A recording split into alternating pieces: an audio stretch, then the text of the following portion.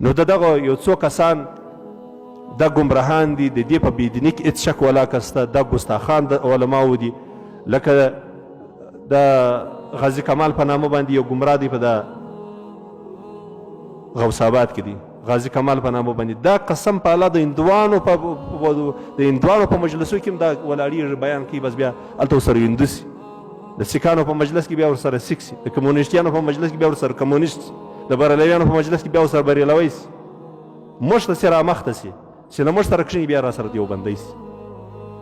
دا د غازي کمال په نامه باندې یو کوډګر دی، جادوګر دی په د غوث آباد کې کور. عبدالخالق فاتح په نامه باندې یو سړی دی، علی الاعلان خپل قوم بدل کړی دی،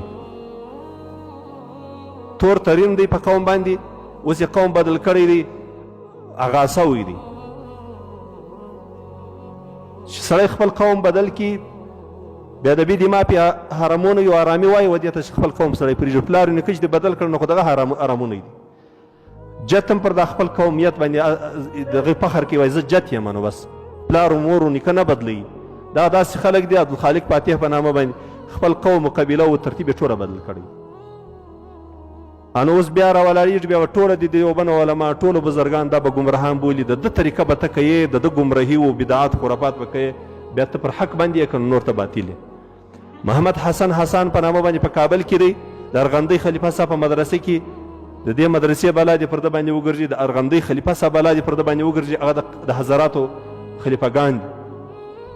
دغه ګمراه کې پیدا سوی دی، بس پر دې علماو باندې د ګمرهۍ ټاپه ولګو، پر هغه باندې مقصد چې دی چې د ده په رقم باندې قبر پرستي وکړه، بدعات وکړه، خرافات وکړه، د ده طریقه ومنه، بیا به ته د ده د ګمرهۍ څخه خلاصېږي.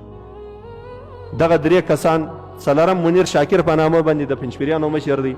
تاسې ولیدي پر تراوو باندې انکار وسو، پر زیارتو پر مسلک د دیوبند پر مسلک باندې رد وسو، پر تراوو باندې رد وسو، پر هغه ټولو صحیح طریقو باندې د رسول الله صلی الله علیه وسلم او د جمهور علماو چې کومه رایه او فکر پر هغه باندې رد وکړي. دا بیا دلته لویه عظیمه فتنه ده. دغه رقم انجینر میرزا په نامه باندې، دغه رقم د غامدي په نامه باندې، قسم په الله نور مې مقصد د دې بیانه څه بل شی نه دی، دا مې مقصد دی چې تاسې له دا ګمراهانو څخه ځان وساتئ.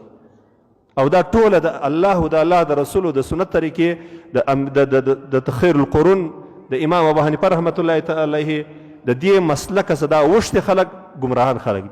دا یې ما هر یو په نامه جلا جلا درته یاد کړي.